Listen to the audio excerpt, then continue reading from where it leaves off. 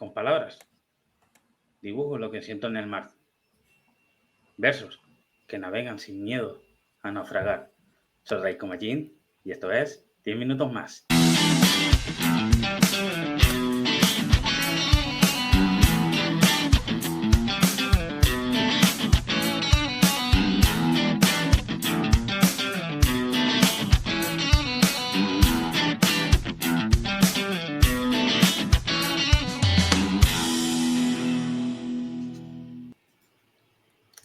Bienvenidos a un nuevo episodio de 10 minutos más, al episodio número 6. Muchas gracias, queridos espectadores, y gracias por una vez más por acompañarnos en cada semana. Hoy el estudio se tiñe de negro, pero no por falta de luz, sino por la profundidad de la narrativa que vamos a explorar. Saludamos a nuestro invitado de hoy, Víctor Centelles, jurista de profesión, pero tejedor de sombras por vocación. Víctor nos trae la esencia de la novela negra desde Barcelona. Hablaremos de su obra, de esos ojos verdes sin vida, y cómo la ley y la afición se dan de la mano. Bienvenido, Víctor. ¿Qué tal estás? Muchas gracias por invitarme. Estoy encantadísimo de estar aquí con vosotros. Muchas gracias. Nos alegra que estás aquí. Espero que disfrutes el programa de hoy. Es un episodio dedicado muy especial para ti. En esta mesa no estoy solo, y para desentrañar el misterio me acompañan los mejores rastreadores de la historia. La voz que habita los silencios y nos devuelve la sensibilidad. Coral Firwe. Hola, Víctor, ¿qué tal? Hola, equipo. Hola, Coral. Buenas tardes. El guardián de los enigmas y de las crónicas que el tiempo no pudo borrar. Leonardo Jiménez. Buenas, ¿cómo estáis? ¿Qué tal, Víctor? Bienvenido, un placer. Nuestra brújula de preguntas, la voz que siempre busca la verdad en el careo. Susana. ¿Qué tal? ¿Cómo estáis? ¿Cómo estás, Víctor? Encantada de tenerte aquí. Bienvenido. Igualmente. Y la arquitecta que construye sueños palabra a palabra en su taller creativo. Rebeca, desde Argentina. Buenas tardes, compañero. Buenas tardes, Víctor. Es un placer para mí tenerte acá. Igualmente. Gracias. Muchas gracias, compañeros. Bienvenidos al episodio número 6. Así que vamos a arrancar con nuestro programa de hoy en las presentaciones de la semana. Abrimos ahora un espacio para celebrar el encuentro, porque un libro nace en la soledad del escritorio, pero empieza a vivir de verdad cuando se comparte las distancias cortas. Hoy, nuestras presentaciones de la semana, queremos destacar 5 citas imprescindibles en librería y biblioteca. 5 firmas que salen al encuentro de sus lectores para hablarnos de sus procesos, sus miedos y sus verdades. En una semana donde lo negro y lo criminal marcan el paso de nuestro programa, estas son nuestras recomendaciones para nuestra agenda cultural. Y la primera es Entre alas y suspiros, en la Casa de la Cultura, en la sala Paco Guardado, el jueves 26 de marzo a las 7:30 de Nazaret Sosa. La segunda presentación de la semana es para... La segunda presentación es de la autora Nieves García, organizado por la Biblioteca Central de Terrassa, Passeig de les Lletres. Es el jueves 19 de marzo. El libro se llama TDA sin estigma, a las 18 horas. Muchas gracias, Rebeca. La siguiente presentación de la semana es para... Pues tenemos a la autora, la presentación del libro A través del tiempo. La autora es María Tomás, es autora local y es una historia de crecimiento, emoción y superación donde la autora comparte su recorrido vital y los desafíos que la transformaron con el paso del tiempo. El 19 de marzo a las 6 horas en la sala de actos Centro Cívico Civic and Mariner, calle Milá, Fontanals 14, 16. O sea, muchísimas gracias, Coral. Es una compañera que la vamos a tener presente en una entrevista próximamente, así que espero que la visitéis, que le eche una mano, bueno, prácticamente que le compre su libro. Es lo que queremos todos los autores. Muchísimas gracias, Coral. La siguiente presentación de la semana es para... Presentación del libro David Soleil, El prisma del fuego, el miércoles 25 de marzo a las 6:30 en la Biblioteca Bon Pastor, Josefina Castelví, una novela que se puede girar y empezar por el lado que elijas y que ofrece 3 lecturas posibles. ¡Wow! Hay que leerla esta, ¿eh? Sí, es un compañero que ya te caerán, ¿no? Como que la mayoría de todos los compañeros que tenemos aquí. Es rapero también, lo recomiendo que escuches sus canciones. Un chico con un arte infinito, la verdad, que me encanta escucharlo, me encanta cómo escribe, cómo piensa, y hay que seguirlo muy de cerca. La próxima presentación de la semana es para... Pues tenemos las voces que habitan el verso, en la que intervendrán Raquel Lanceros, Susana Garrote, y estará recitado por Dores Grego, Patti Liñán, Amelia Serrayer y Julia Cortés Palma. Y presenta Laura Mercedes Córdoba en el Ateneo de Madrid a través de Cultura Red. El 20 del 3 de 2026 a las 18 horas en la Sala Pérez Galdós, en la calle Prado 21. ¡Wow! Tengo que decirlo, son mis amigas, ¿eh? Todas, las 4. Ya Las sabes. que recitan, Mira, son mis amigas. O sea, con eso os digo todo. ¿alguna recomendación, Susana, de alguna de ellas? Pues Ya que mira, estamos. voy a hablaros de Patti Liñán, ¿vale? Que es Sí. gran amiga mía, todas, ¿no? Pero Patti Liñán es una poeta donde tuve el placer de presentar con ella el libro de una compañera de poesía, Sandra Escudero, y estuvimos recitando juntas. Es una genia, una genia. Así que, Patti, Mira. todo mi amor. Pues ya tenemos el buen apunte para ella. Así que muchísimas gracias, Susana, por esa recomendación. Hasta aquí las 5 puertas abiertas al mundo que están esperando a ser descubiertas. El mapa de la semana ya está sobre la mesa. Antes que nada, Víctor, ¿conocías algunos de los compañeros que se presenta su libro esta semana? Conocí algunos Sí. y también conozco algunos de los sitios donde harán las presentaciones, y en este sentido subrayo sobre todo la Biblioteca Central de Tarrasa, la verdad es que está muy bien. Estuve hace poco, a finales del año pasado, y la verdad es que es una sala muy chula y recomiendo a la gente que vaya. Bueno, muchísimas gracias, Víctor. Ahora pasamos a la segunda sesión del episodio de hoy, que es Novedades Literarias de Isabel de la Iglesia y Sofía Pérez Gómez. El pulso de las librerías es frenético, casi como de buen thriller. Y para que no se nos escape ninguna pista importante, recibimos a las verdaderas inspectoras de la actualidad editorial, Isabel de la Iglesia y Sofía Pérez Gómez. Chicas, habéis estado rastreando las tonterías de arriba a abajo. ¿Qué 8 sospechosos habituales habéis rescatado esta semana para nuestra tertulia? Y la primera es constelación de palabras de antología de nuestra querida compañera Rebeca. Así que, Rebeca, adelante. ¿Qué me tienes que contar de tu antología?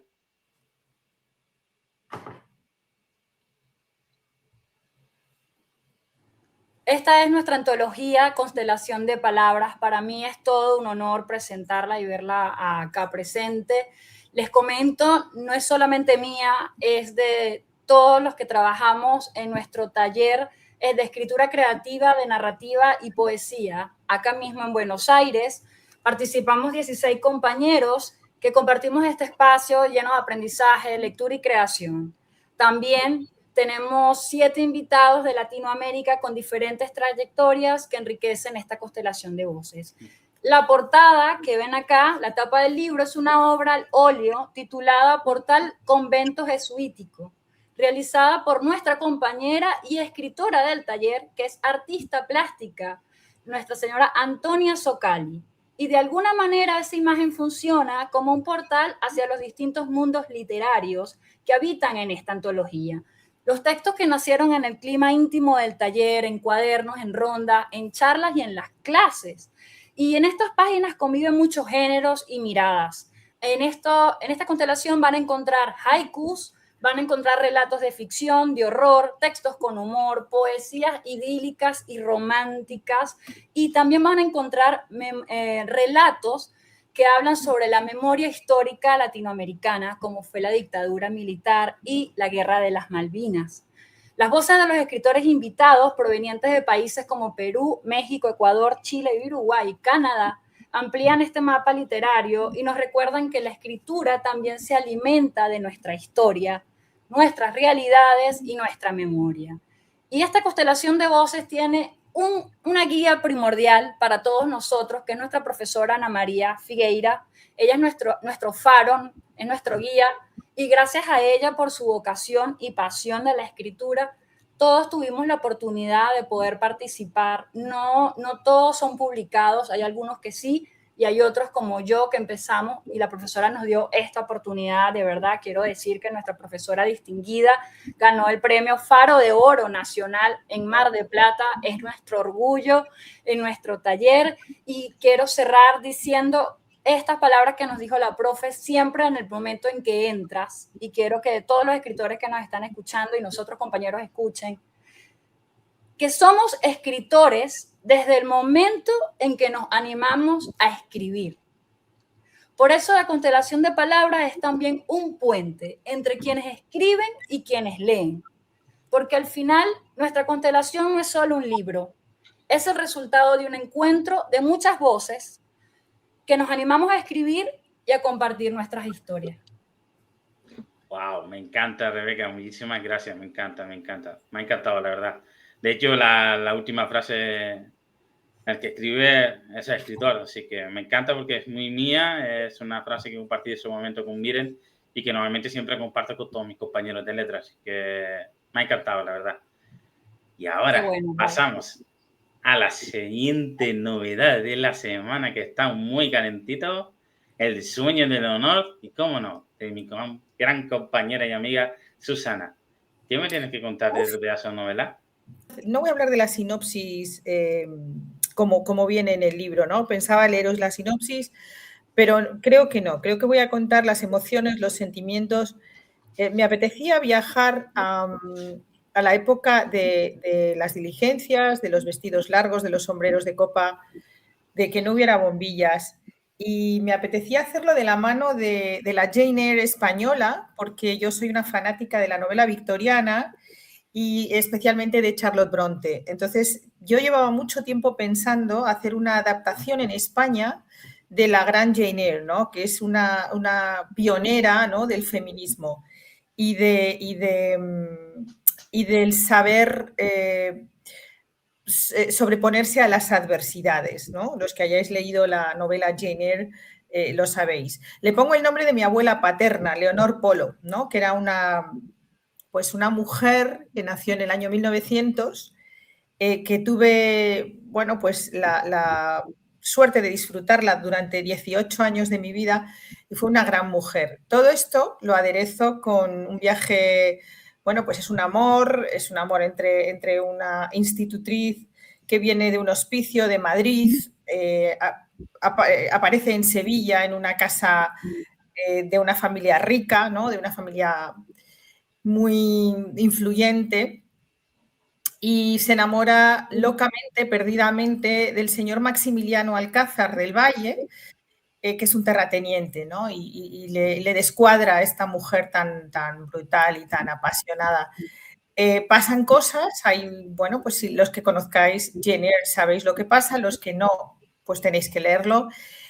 Aparecemos en el Londres victoriano, lleno de bruma, y donde Leonor monta una librería que se llama El sueño de Leonor, y hay cameos de Charles Dickens, George Eliot, bueno, pues escritores de la época. Ella crece muchísimo como mujer, como librera, y vuelve a España y hasta ahí puedo leer, ¿no? Y os lo vais a pasar muy bien, seguro. Muchísimas gracias, un espectáculo, así que, queridos compañeros, ahí ahorrando mucho dinero, porque desde que estamos aquí, vamos, la biblioteca nuestra va a ser grande, como la Biblioteca de España. Gracias, Susana, por tu pedazo de novela, con muchas ganas de devorarlo y dedicarte una buena reseña a mi estilo. Ahora, la siguiente novedad de la semana es para... La siguiente novedad se llama 49 días bajo la niebla, de José Salem. Continuamos con 49 días bajo la niebla, la última novela de José Salem, escritor argentino, mirá qué bien, radicado en París, abogado de profesión y ex docente universitario. Es autor de la novela Dominó, del libro de relatos Donde la vida nos lleva y de varios cuentos. Ambientada en el Buenos Aires del invierno de 1806, la novela se sitúa en un momento de cambio histórico, cuando la ciudad pasa del dominio español al británico. En medio de tensiones políticas y luchas de poder, la gente sigue trabajando, amando, traicionando y soñando. Casi siempre tratando de que no se note de qué lado están. ¿Quién es quién en este relato? Nada es lo que parece. Amores cruzados, infidelidades, dudas y alguna certeza, pasiones viscerales. En definitiva, un relato que retrata la vida de personas comunes dentro de un contexto cambiante y revolucionado, con una trama plagada de suspenso y enigmas, mostrando lealtades y traiciones en un escenario recreado con precisión histórica. Qué interesante. Wow, Bueno. Vaya recomendación, ¿eh? Vaya recomendación, me ha encantado, la verdad. Muchísimas gracias, Rebeca. La siguiente novedad es para... Seguimos con la novela de otro autor también argentino, que se llama Carmen, bajo esta enigmática portada. Es obra de Mariano Guido Lorenzino, que es su autor, que pasó su infancia y adolescencia en Buenos Aires, estudió turismo en Madrid y amplió su formación en idiomas en Francia y en Estados Unidos. Tras regresar a Argentina y atravesar una crisis personal, se acercó al mundo artístico, dedicándose a la pintura, con pequeñas participaciones en cine y estudios de teatro. Actualmente trabaja en su segunda novela. Y Carmen, que es la novela a la que nos referimos hoy, recorre la historia de vida de una mujer en busca de su propósito. Un camino que avanza entre cambios, viajes y decisiones tomadas muchas veces sin un rumbo del todo claro, pero siempre con determinación y una presencia genuina ante la vida. Ahí te queda, Carmen, Mariano Guido Lorenzino. Muchísimas gracias, Leonardo. Una buena recomendación, así que estad atentos. La siguiente recomendación de la semana es para la primera, ¿no? La siguiente novedad. Para Contemplando mi oleaje.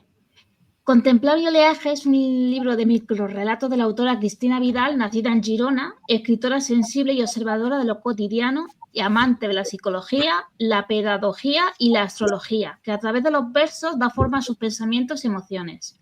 Este libro se compone de 30 microrrelatos independientes basados en vivencias, estados de ánimo y momentos concretos de su vida.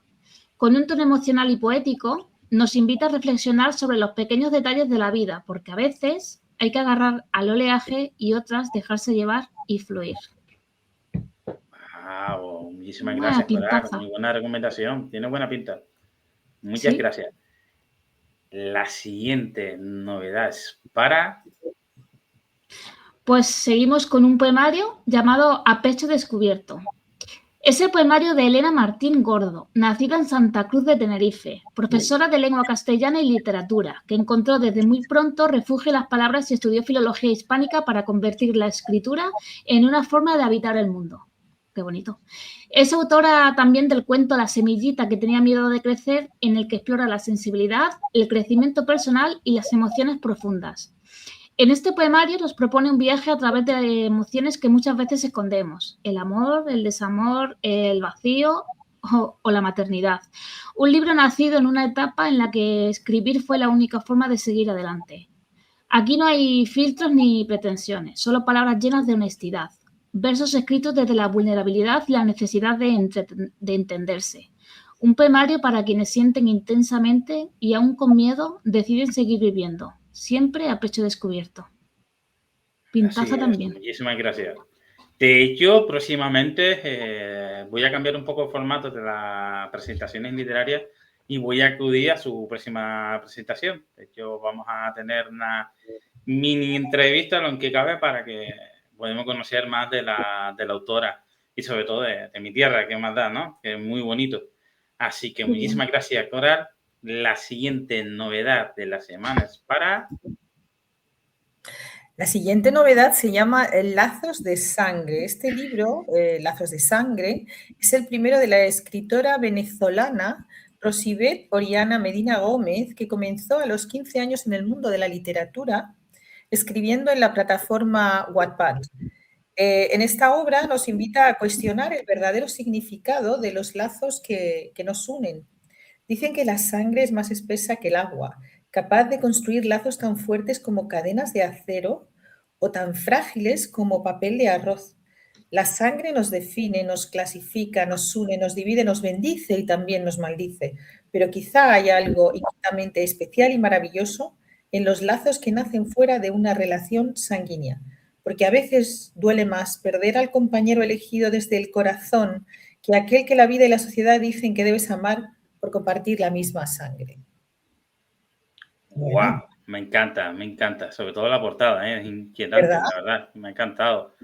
Es muy, mira, típica portada para hacerte hasta un tatuaje como las tiene, como por ejemplo mi compañera Coral. Es que me encanta la portada, la verdad. Me ha encantado. La siguiente y última novedad es para Poesía sin techo de Carol Santamaría. Finalizamos la sesión con Poesía sin techo de la autora compañera Carol Santamaría, nacida en Barcelona y actualmente residente en Málaga. Carol Santamaría concibe la escritura como un proceso de introspección personal, además de una reconciliación con el pasado más oscuro, que a través de los versos resurgen con un filtro diferente. En su afán por la divulgación de la poesía, la escritora ha realizado varios talleres y recitales de forma voluntaria en residenciales de ancianos, acercando así su pasión por esta forma de expresarse a los que más dificultades tienen para acceder a la cultura. Poesía sin techo de Carol es un viaje poético que explora la vida, el amor y la fragilidad humana.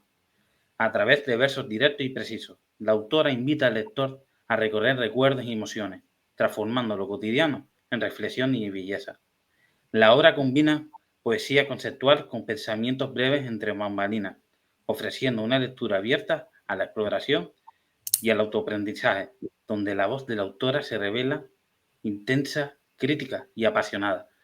¿Qué le voy a comentar de mi gran compañera de letras de Carol? Que es que, de hecho, tengo su libro, entonces, qué mejor reseña hacerle de leer de una poesía suya de su libro. De hecho, la puedes encontrar en Instagram como Poesía sin techo. Es una chica encantadora, escribe muy bonito, con unos matices espectaculares, la verdad, lo recomiendo muchísimo. Anestesiar la mirada. Podemos reírnos de todo, aunque todo no hace gracia. Podemos llorar sin prisa, porque llorar con urgencia sabe a rabia. Podemos bostezar, no dar la talla, calzarnos unos zapatos ajenos, acariciar la nostalgia. Podemos correr a gatas, perdernos en los porqués, anestesiar la mirada. Me ha encantado, lo recomiendo muchísimo. Aquí lo tengo aquí conmigo. Qué mejor reseña de su gran compañero de como allí también, como sea yo. Así que encantadísimo, la verdad. Es que me ha encantado. Por aquí ya finalizamos las novedades de la semana.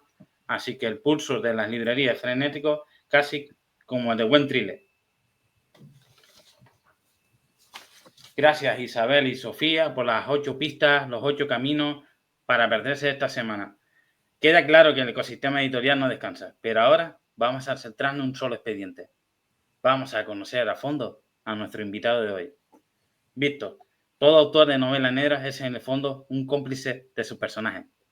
Hoy, acompañados por el criterio de Susana y la mirada curiosa de Leonardo, queremos entrar en el escenario de tu escritura. No venimos a juzgar los hechos, sino a comprender qué es lo que te empuja a dar vida en la oscuridad. Vamos a revelar qué hay detrás de tu firma. Equipo, es el momento de las preguntas. Adelante, Susana. Bueno, ¿qué tal todos? ¿Qué tal compañeros? Ya nos hemos saludado. Es un placer para mí presentaros a Víctor Centelles, vecino de San Esteve Sesrovires. Ya me corregís luego, Víctor. Es correcto. Gracias. Barcelona, licenciado en Derecho, funcionario de la Generalitat como técnico superior jurídico. Trabajó como funcionario de prisiones Contactó con internos condenados por todo tipo de delitos. Fue una época muy enriquecedora, ya que aprendió sobre el comportamiento y personalidad de delincuentes, ¿no? Y esto pues le sirvió de gran ayuda para escribir su novela titulada Unos ojos verdes sin vida. Me encanta el título, Víctor, déjame que me posicione, porque es como ojos verdes sin vida, ¿no? Es ahí un oxímoron brutal. Amante de las novelas de misterio, para Víctor supone un gran orgullo dar a conocer esta fantástica novela cargada de suspense y de intriga. Víctor, te voy a hacer una pregunta abierta.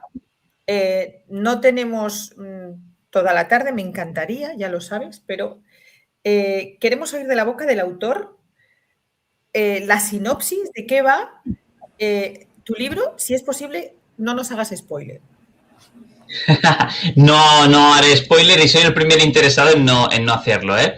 Mira, pero voy a ser muy breve y en este sentido os voy a explicar un poco y me permitís que enseñe un poco mi novela. El resumen es que es una novela, como veis anunciado correctamente, es de misterio, ¿vale? Pero es que me gusta mucho aclarar este tema porque dentro del género de novela negra, la novela negra engloba distintos subgéneros, por así decirlo, ¿no? Desde thrillers morbosos, incluso un poco así turbios y tal. No, esto es una novela de misterio, de intriga. Se comete un crimen y alrededor de la víctima, todo el entorno de la víctima son potenciales sospechosos. Y hay que averiguar quién es él o la culpable. ¿Vale? O sea, viene a ser, para que nos entendamos en resumidas cuentas, como un clásico de Agatha Christie en que hay esto de descubrir quién es el culpable, pero llevado a la actualidad, ¿vale? De modo que este toque un poco más moderno, pues igual también al lector se siente más identificado. Es decir, es una obra de intriga, de suspense.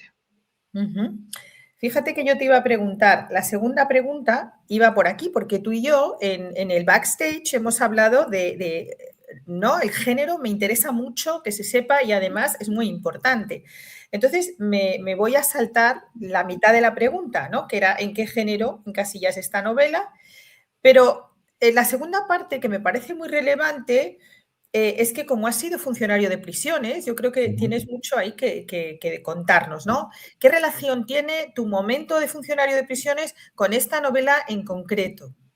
Sí, a ver, esta novela también tengo que decir, no transcurre en el ámbito penitenciario, ¿vale? O sea, realmente mi idea es que la gente se sienta muy identificada de modo que transcurre en un contexto de un municipio, ¿vale? O sea, que todo el mundo son vecinos y la gente es muy normal, es muy cotidiana, ¿vale? En este sentido. Pero sí que es cierto que hay determinados personajes que para su descripción, es que claro, ahora voy un poco así con un poco de cuidado de no hacer ningún tipo de spoiler, pero bueno, aún siendo personajes muy cotidianos, sí que es cierto que algunos tienen algún tipo de trastorno problemático, igual de toxicomanía, etcétera y tal, que yo he vivido en directo en este ambiente más penitenciario, y que para describir estos personajes les he querido dar un toque de verosimilitud, de realismo,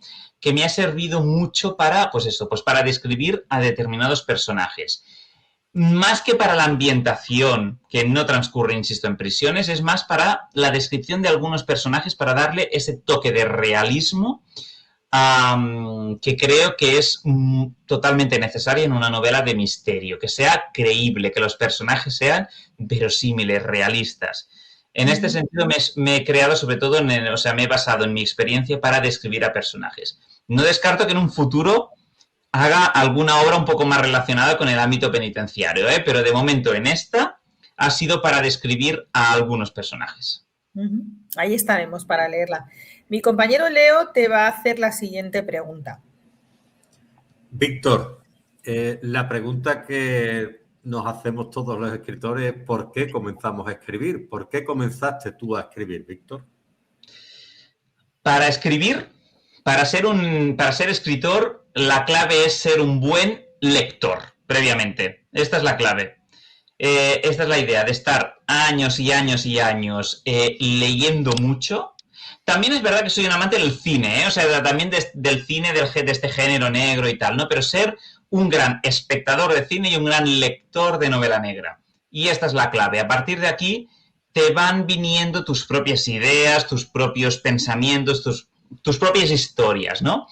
Y algún día, hasta que llega un día que dices, oye, quiero romper la barrera y pasarme al otro lado. Quiero o sea, además de también ser lector, quiero pasarme al otro lado y compartir con el resto de lectores y de personas ideas que yo tengo y que mi experiencia como lector me han dado. O sea, para mí el inicio, ¿cuál es el inicio? Pues es es ser un buen lector y fan del género negro. Perfecto. Mira, yo sé un secreto que yo no sé si lo saben mis compañeros o lo saben los oyentes o tus amigos, pero yo sé que Víctor está trabajando ya en una novela nueva. Y quiero que nos Silencio. Es que soy un poco cotilla y me gustaría que nos contaras hasta donde puedas, Víctor, qué estás haciendo. Mira, sí, aquí sí que puedo ser un poquito atrevido, pero también siempre y cuando respetando el tema de los spoilers. A ver, estoy haciendo... la gente me pide, y esto es lo importante, la gente me pide una continuación de esta primera novela, ¿vale? Y esto es muy importante, porque la gente también me lo pregunta entonces, pero entonces esta novela, ¿es necesario leerse una segunda parte para saber lo que está pasando, etcétera y tal? No. Unos ojos verdes sin vida es una novela autoconclusiva. Eso quiere decir que el lector que se la lea sabe quién es él o la culpable, ¿vale? No me remito a una segunda parte para saber qué es lo que está ocurriendo. Pero sí que es cierto que termina de una manera que aunque la gente sepa realmente qué es lo que ha pasado, quién es él o la culpable, termina de un modo que se presta a una continuación, ¿vale? Y la gente incluso me lo dice, oye, hasta incluso diría, a ver si me voy a atrever con esta palabra, por justicia, por ética, debería haber una continuación y cerrar el círculo de alguna manera. Pues esto es lo que estoy haciendo, una continuación. Y mi idea no es hacer una saga, de hacer una tercera, cuarta, no. Mi idea es hacer una continuación que cierre un poco el círculo. La gente que me quiera entender va a tener que leérsela, entonces lo entenderá. Pero bueno, es un poco esto. Realmente se merece una continuación y es en lo que estoy trabajando actualmente. Yo tengo una pregunta para ti. ¿Cuál es el lugar más extraño, inusual, en que te ha saltado la idea para un giro de tu personaje? Lugar. Es que aquí juego con la imaginación 100%, Ray. O sea, mira, mi idea original era dotar de un realismo atroz a mi novela y definir muy bien esto transcurre en tal municipio, en tal calle y tal. Y luego, en el último momento no, cuando estaba ya en mitad del esto, digo, prefiero darle un poco más de misterio. Entonces, mi novela, al final, la versión que ha salido a la luz, es que transcurre en un lugar totalmente inventado, imaginario. Es la península ibérica, es España, esto sí, se deduce que es, pero el lugar es totalmente inventado. Sí que es cierto que es un ambiente un poco de un municipio, de un pueblo, o sea, no es una gran ciudad. Esto también es importante porque entonces el ambiente también la gente, los vecinos se conocen un poco entre ellos, pero ello da que realmente es una historia que tanto puede transcurrir en algún municipio de Barcelona, que es donde vivo yo, o de la península, o incluso de cualquier otro país, es decir, porque es de un municipio pequeño y es que estoy seguro que la gente se puede identificar en cualquier país del mundo, es 100% inventada la ubicación. Mira, Rebeca quiero que te quiere preguntarte algo. Adelante, Rebeca. Víctor, te quiero preguntar, cuando desarrollaste la acción, ¿no?, del crimen, quiero saber, ¿te inspiraste en base al trabajo que ya tenías anteriormente en la penitenciaría o investigaste sobre noticias, base informativa, sobre cuáles serían los actos criminales principales para desarrollar esta historia. Vale, ahora te voy a decepcionar con mi respuesta. Ni la una ni la segunda. No. Excelente. O sea, es decir, digamos, lo que es la historia es 100% inventada. O sea, no me he inspirado en nada más que en mi imaginación.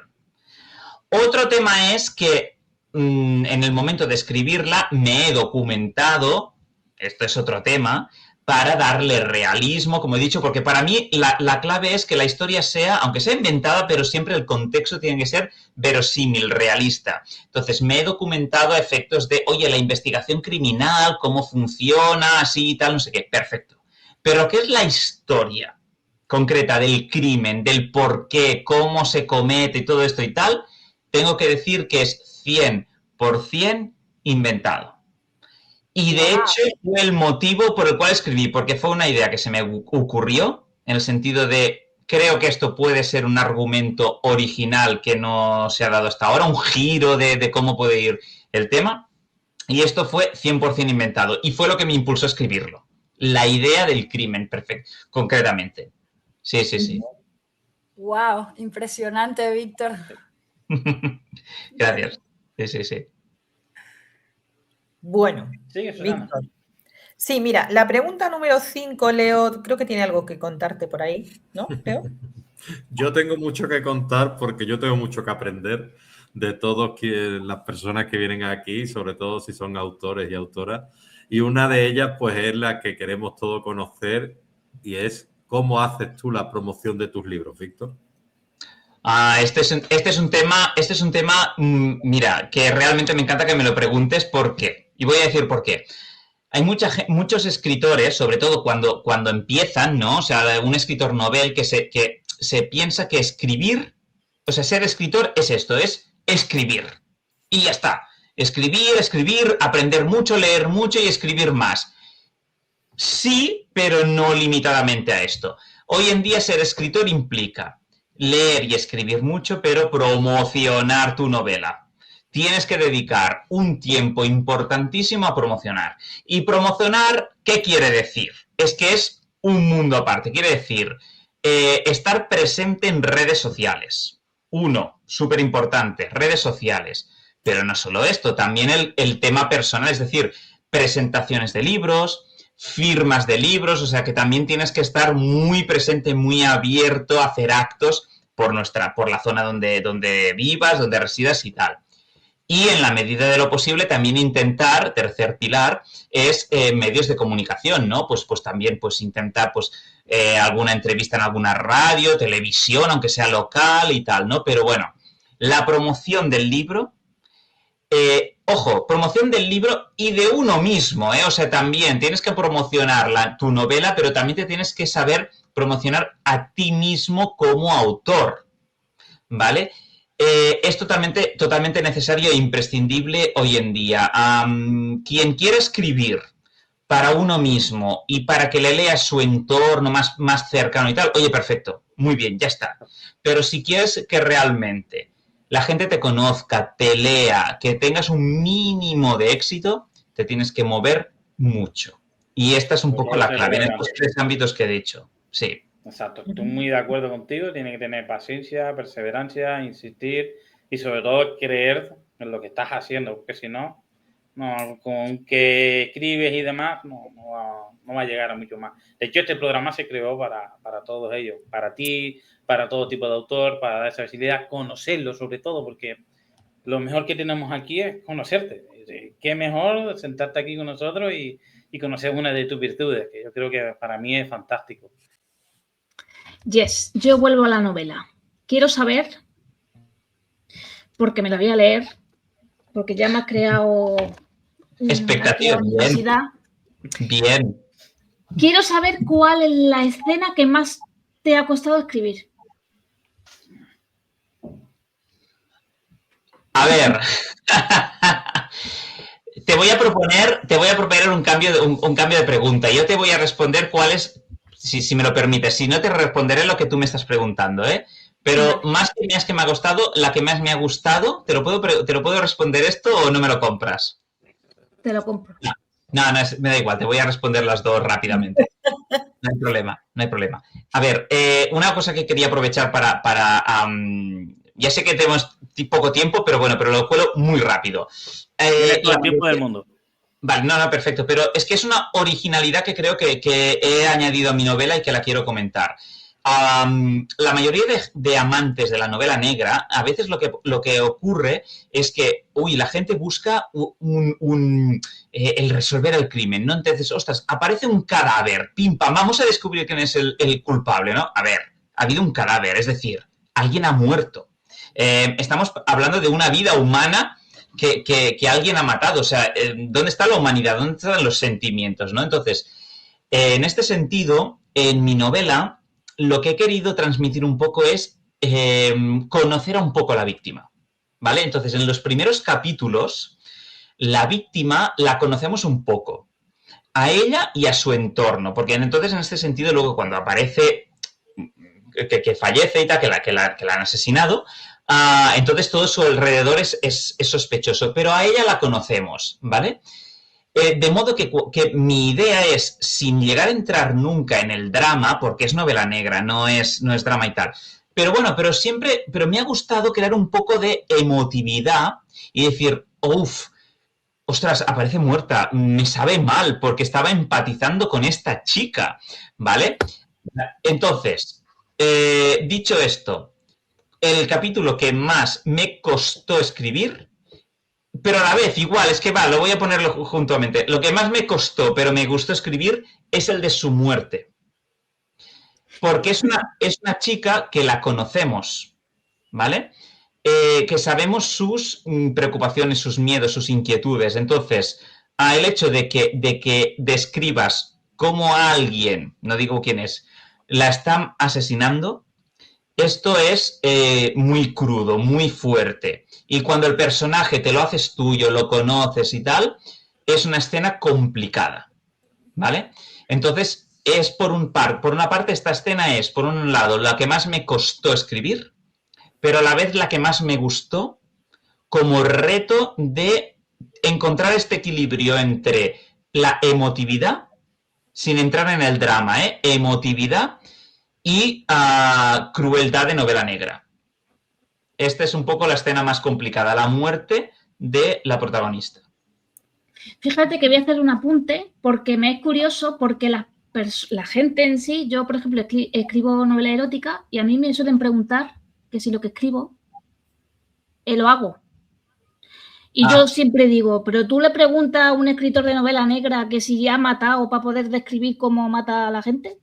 Claro, es que es así. No sé si a ti por casualidad te han preguntado, ¿eres agresivo? No sé, ¿tienes ideas ahí? No me han preguntado, directamente han juzgado. Gente que decía, que yo te conozco desde hace años y ahora que he leído tu novela te miro un poco como a ver qué ocurre.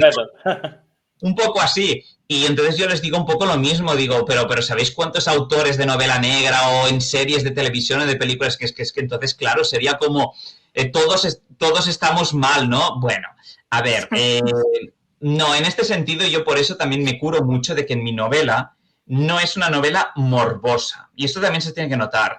No es una novela que me recree en las descripciones sanguinarias, morbosas y tal. No, juego con el argumento, con el suspense, con la intriga, los giros argumentales. De modo que la gente tendría que apreciar un poco que es literatura, es un poco de arte en este sentido y tal.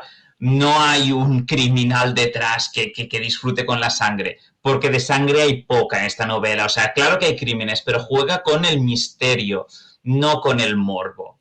Entonces, la gente que se asuste con esta novela no acabo de estar de acuerdo del todo. Fantástico. Gracias. ¿Susana? Sí, vamos a continuar ya con las preguntas más personales, Víctor. Has dicho una cosa que yo me la apunto y has hablado es importante la promoción de tu libro como escritor y como persona, ¿no? Es decir, la marca personal. La marca personal está muy de moda ahora, marca personal. Yo visto así, pienso así y la gente como me ve así, pues mi novela proyecta esto, ¿no? Que como dice Coral, pues no todo tiene por qué ser así. ¿No? Si escribes del siglo XIX no llevas un vestido largo y un sombrero de copa, pero es verdad que hay un poco del escritor ahí, ¿no? En todas las novelas. Cuéntame, Víctor Centelles, ¿cómo te describes? No como escritor, háblame como persona. Bueno, pero va un poco ligado. Realmente, en este sentido, en el ámbito literario, yo me describo sobre todo como un amante del género del misterio, de la intriga, del suspense. Es que soy una persona que realmente desde pequeñito.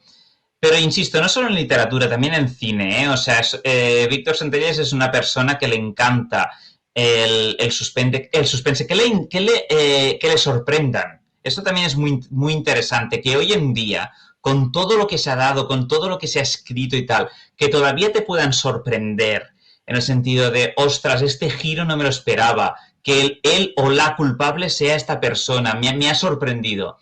Yo soy un amante de esto, de que hoy en día todavía, y un amante y defensor, de que hoy en día todavía se puede sorprender con el misterio y la intriga. Y es un poco lo que estoy intentando hacer, tanto con mi primera novela, como con la que estoy escribiendo ahora, que realmente todavía la gente pueda intentar crear un reto, ¿no? Como a ver si soy capaz, como lector, no un lector, o sea, ¿quién soy yo? Soy un lector fan de intentar descubrir qué está pasando, de leer y adelantarme un poco a la historia y decir, creo que el culpable es tal, y a ver si lo adivino o no. Esto soy yo, pero como son la mayoría de lectores de novela negra. Víctor, antes de hacerte la pregunta número 7, porque tengo 10 preguntas, no nos da para más, pero me voy a saltar un poco el guión y me gustaría que me respondieras 2 palabras, 2. ¿Cómo proyectas tu marca personal? Es difícil, ¿eh? Yo sé que no es fácil. Con dos palabras.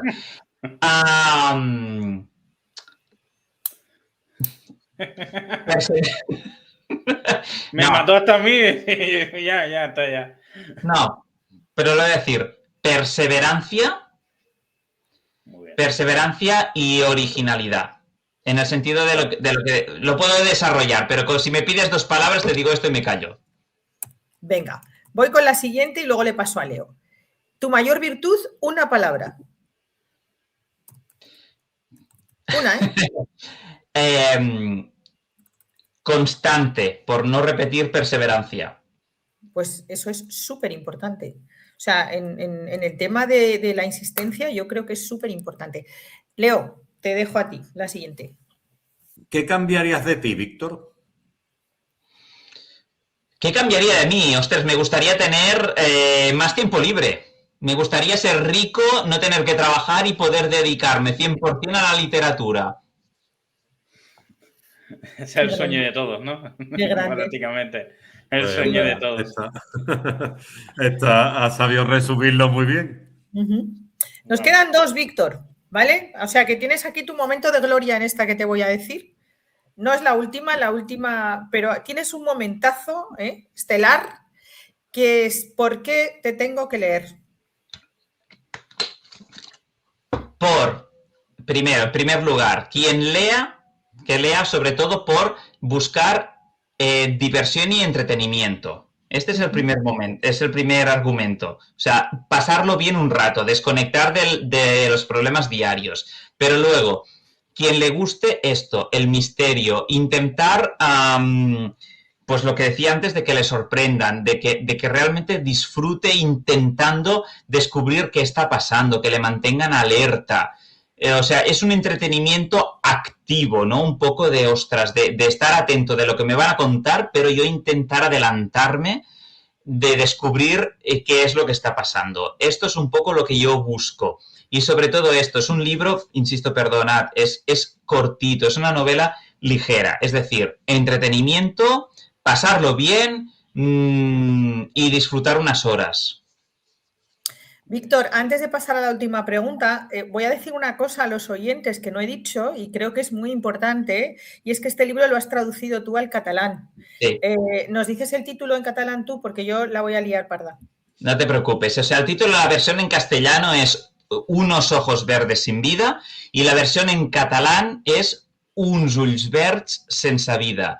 Y realmente es misma portada porque me la ha publicado la misma editorial Loto Azul, se encuentra todo exactamente igual, traducida por mí, simplemente que es en el título en catalán, uns ulls verds sense vida. Yo tengo una última pregunta, si me permite, Susana, porque me dio Claro, curiosidad antes porque- de que te gusta mucho el cine, te gusta mucho leer. ¿Qué personaje literario sentarías en el banquillo? Uf. Bueno, mira, en este sentido, como se puede un poco deducir del tema del suspense, de descubrir quién es él o la culpable y tal, yo soy un fan de las novelas de Agatha Christie, ¿vale? Entonces, como tal, como fan de Agatha Christie, si me preguntas por un personaje, yo te tengo que decir, sin duda, el detective Hercule Poirot. No tengo ni duda. Y eso que me gustan muchísimos personajes de muchas novelas y tal, pero si me tengo que quedar con uno, lo tengo clarísimo que es este personaje que es una eminencia. Muchísimas gracias. ¿Susana? Vamos con la pregunta esa que te he dicho, no te la quiero contar, Víctor, no te quiero decir nada, a ver qué dices, porque a mí me encanta esta pregunta, siempre la hago, ¿no? A todos los invitados. ¿Cómo te gustaría que te recordara la gente cuando no estés aquí? Increíble. Perfecto, pues eso, pues mira, como he dicho antes, un lector de novela negra y de misterio es una persona muy puntillosa, que quiere que le sorprendan, ¿no? Pero que a la vez está un poco como de esto, a ver, como a la expectativa, ¿no? Como un poco crítico, es un lector muy crítico. Pues me encantaría que me recordaran en el sentido de les he sorprendido. He conseguido que con mi novela se lo pasen bien, se entretengan, que sea una lectura ágil y amena y sobre todo, que el final no se lo esperaran y que les haya sorprendido. Esto es lo que yo quisiera que la gente recordara de mí y de mi novela, en el sentido de decir, oye, me ha sorprendido esta novela, quiero seguir leyendo a este autor. Esto sería lo que me gustaría que recordaran de mí. Pues muchas gracias, Víctor. Hemos hablado tú y yo anteriormente a esta entrevista, me dijiste que hablas mucho y a mí se me ha hecho muy corto, la verdad. Muchísimas gracias y bueno, pues aquí estamos, aquí seguimos en el programa. El placer ha sido mío, un rato muy, muy entretenido, muchísimas gracias por todo. La verdad es que nos has dejado más preguntas que respuestas y eso precisamente es lo que hace grande a un autor. Eso es bueno. Pero no te vayas lejos, porque ahora vamos a someter una obra al análisis de una experta.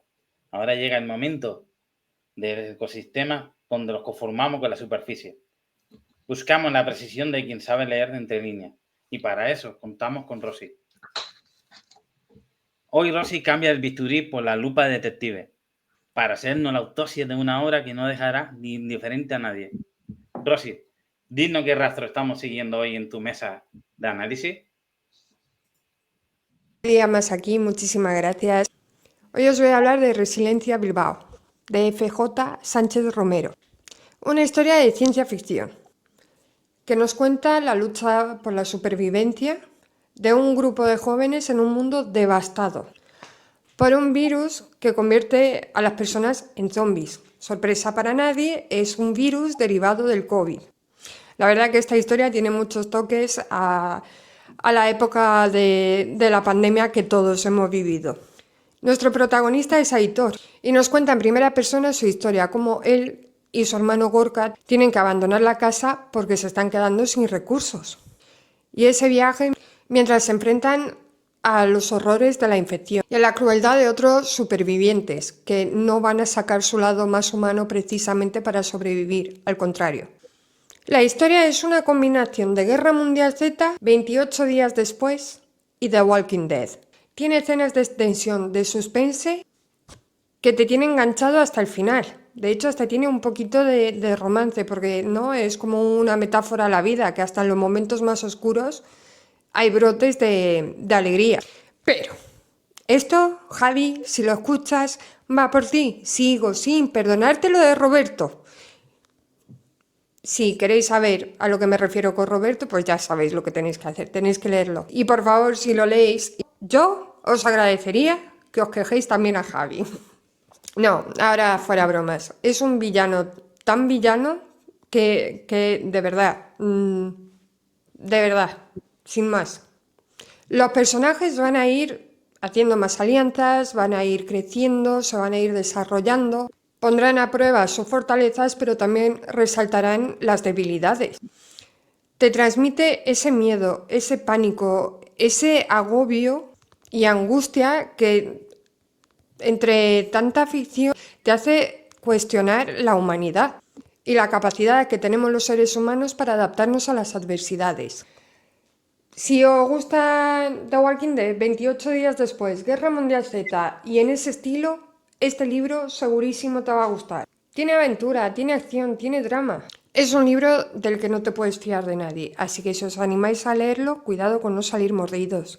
Muchísimas gracias, equipo. Nos vemos en el próximo programa. Contundente y preciso, ¿eh? Como siempre. Gracias, Rosy. Wow, ¿qué te ha parecido la novedad? La reseña de nuestra compañera Rosy. Víctor. Increíble, ¿eh? Porque realmente estas referencias también cinematográficas, que ya sabes que me gusta mucho el cine, también, pues, claro, llaman mucho la atención. No, muy bien, muy bien. Sí, llama la atención. Gracias, Rosy, una vez más. Ahora llega la sesión de preguntas y respuestas. Susana llega con el acta de preguntas de los espectadores, duras que no figuran en ningún sumario porque nuestros espectadores siguen resolver. Susana, ¿está el tribunal de los oyentes listo para el careo? Vamos allá. Hoy tengo que decir que las preguntas me encantan. O sea, me quedaría aquí toda la tarde, ¿no? Y es que me han hecho preguntas que parece que me conocen, ¿no? Los espectadores yo creo que ya van conociendo a la gente y ya nos van poniendo cara. Voy a empezar con la primera, que me la hace Patricia de Granada, ¿no? Un saludo a Patricia y me dice, un libro que te cambió la vida. Y yo lo voy a contar, pero a mi compañero Leo, que es compañero de profesión, le voy a decir que lo vaya pensando, ¿vale? Es un autor de la generación perdida y a lo mejor lo adivina, se llama John Steinbeck y el libro es Las uvas de la ira. Me cambió la vida porque me enseñó a que ser uno mismo es súper importante. Eso lo hemos hablado en este programa. No importa si eres pobre, pero con dignidad, ¿no? Tienes que tener dignidad y es lo que hacía la familia Joad en Las uvas de la ira. Me cambió la vida. Ellos tenían jefes malvados, pero tenían su dignidad, su voz, ¿no? Y eso es súper importante que lo conservemos. Lo recomiendo muchísimo, Las uvas de la ira, un clásico, John Steinbeck. Mario de Córdoba, ¿papel y boli o teclado? Pues mira, la verdad es que a mí me gustaría escribir a papel y boli, incluso a pluma, ¿no? Porque soy muy soñadora, como dice John Lennon, pero tengo que decir que utilizo el teclado. Llevo siempre notas, ¿no? Bueno, pues un blog y si veo algo lo apunto, pero teclado 100%. Pregunta número 3, Isabel de Alicante. ¿Consejo que darías a esa persona que tiene una historia en la cabeza pero no se atreve a poner la primera palabra en un papel? A mí me ha pasado eso. Escribe, no busques la perfección, describe un personaje, describe una situación, no te preocupes de los puntos, las comas, ya veremos, ¿no? Eso ya vendrá. Escribe, coge una hoja y adelante. Luego hay una que me encanta, esta pregunta me encanta. Yo hubiera estado 10 horas hablando de esta pregunta, pero me dice Jorge de Jaén, gracias Jorge por la pregunta, si pudieras elegir un personaje de la literatura universal para tomarte un café y charlar, ¿a quién elegirías y qué le preguntarías? Ostras, pregunta del millón. Yo he cogido 4, ni más ni menos, entonces voy a ser súper breve. A Don Quijote de la Mancha, primero. ¿Qué le preguntaría? Pues si ha tenido miedo alguna vez en todas esas aventuras, ¿no? ¿Cuál es su visión del mundo? Tantas cosas, es un personajazo, ¿no? También a Sherlock Holmes. Tenemos aquí a nuestro amigo Víctor Centelles que hablaba de Agatha Christie. Yo soy una enamorada de Sherlock Holmes y le preguntaría, ¿cómo deduces las cosas? ¿No? Enséñame, me encanta cómo él va hilando todo. Y luego dos mujeres de mis adoradas, Charlotte Bronte, obviamente, Jane Eyre, mi novela, esa determinación, esa fuerza, esa manera de mantener sus principios siempre. Y luego también a Elizabeth Bennet de Orgullo y Prejuicio de Jane Austen. ¿qué le preguntaría? Pues fíjate que hablaría con ella de temas sociales de la época, ¿no? Y cómo los lleva, porque eran para la mujer un poco lamentables. Cómo ella se apaña, ¿no? En esa sociedad tan complicada. Y ya está. Ay, no, me queda una. Perdón. Vanessa de Las Palmas de Gran Canaria. Encima es paisana tuya. Sí, de mi tierra. Vanessa de Las Palmas de Gran Canaria. Perdona, Vanessa. ¿Qué peso tiene la memoria en lo que escribes? Toda. Soy escritora de sentimientos. La memoria es la tinta para mí. Todo lo que hago, aunque sea del siglo XIX, siempre aparece una abuela, o una amiga, un momento de mi vida, ¿no? No podría escribir sino, y yo creo que todos los escritores tenemos ahí momentos de memoria en nuestro papel. Y muchísimas gracias, Vanessa de Las Palmas, last but not least, ¿no? Como dicen los ingleses. Yo quiero decir una cosa, y es que las preguntas de esta semana me han encantado, pero las respuestas de Susana me han fascinado. Ay, gracias, compañero. Gracias. Es un espectáculo. Víctor, ¿algo más? Un apunte. Respecto a la compañera que ha hecho la pregunta de que le da miedo escribir, o su primera palabra y tal, vale, aquí hay distintos miedos. Una cosa es el miedo a cómo enfocar la escritura, de seré capaz de hacerlo, de no. Esto es un miedo, vale, pero es que hay otro tipo de miedo que es de un poco más allá, de si yo escribo un texto, lo que sea y tal, una inquietud que tengo dentro, ¿me lo publicarán?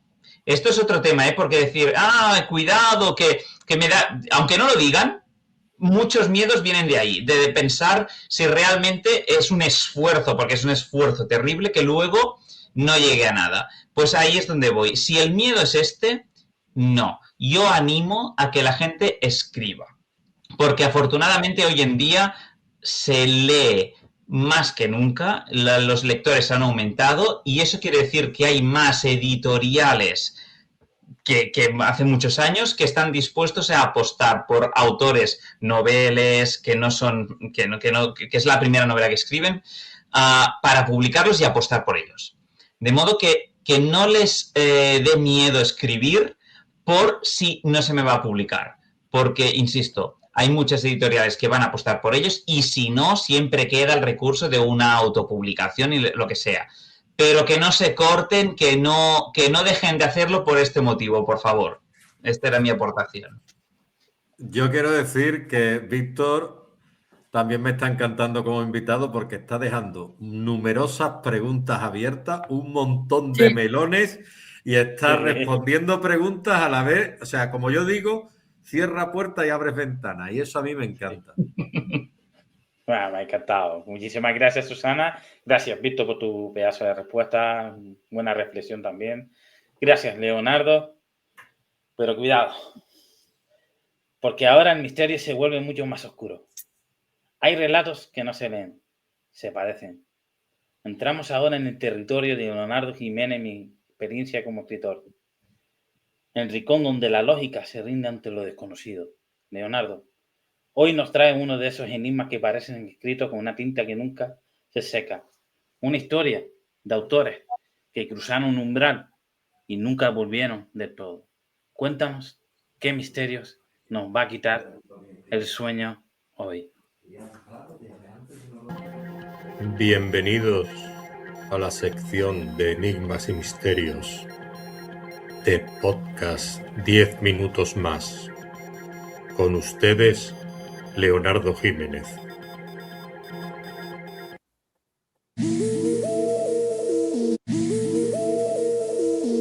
Hay libros que cambian la historia, otros inspiran generaciones, y luego existe un libro que nadie ha logrado leer. Os hablo del manuscrito Voynich, y muchos lo consideran el libro más extraño jamás escrito. La razón es bien simple. Nadie sabe lo que dice. No conocemos a su autor, ni el idioma en el que fue escrito. Durante más de 6 siglos, lingüistas, criptógrafos, matemáticos, historiadores han intentado descifrarlo sin éxito. incluso utilizando algoritmos y las máquinas más sofisticadas de inteligencia artificial, les ha sido imposible. El manuscrito continúa siendo un enigma hoy en día. El libro reapareció en 1912 cuando el anticuario Wilfrid Voynich lo adquirió en un colegio jesuita en Italia. Desde entonces lleva su nombre. Durante años se sospechó que podía tratarse de un fraude moderno, pero los análisis científicos del pergamino dejaron claro, mediante la datación del carbono 14, que pertenece a los años entre 1404 y 1438. Es decir, tanto el libro, las páginas del pergamino grueso que lo conforman y la tinta con la que fue escrita pertenece realmente a la Europa medieval. Del manuscrito se conservan unas 240 páginas. 20 de ellas desaparecieron y están acompañadas por numerosas ilustraciones, gracias a las cuales los investigadores han podido dividir su contenido en varias secciones temáticas. La primera de ellas es la botánica. En esta página aparecen plantas representadas con gran detalle, como si se tratara de un tratado de herbolaria o medicina natural. Lo inquietante es que estas plantas no existen en la Tierra. Si bien pueden ser conjunciones de diferentes plantas que pertenecen a nuestro planeta, la mayoría de ellas, o todas, son de origen simbólico, imaginarias, o pertenecen a conocimientos que no han llegado hasta nosotros. Otra sección muestra diagramas circulares que recuerdan a mapas celestes, en los que aparecen estrellas, estructuras geométricas y símbolos del zodíaco acompañados por pequeñas figuras humanas situadas alrededor de los círculos. Este tipo de ilustraciones sugiere que parte del manuscrito podría estar relacionada con la astronomía o la astrología medieval, disciplinas que estaban muy de acuerdo en aquella época y que estaban además estrechamente conectadas. Entre todas las páginas del manuscrito hay un conjunto especialmente desconcertante, en el cual aparecen mujeres desnudas que se están bañando en recipientes en un líquido verde. Esos líquidos verdes, esos recipientes están conectados a través de ellos mediante tubos y en algunos de ellos las mujeres aparecen también vinculados a ellos. El texto que aparece en todas estas ilustraciones está escrito en un sistema de escritura completamente desconocido que los investigadores llaman simplemente voynichés.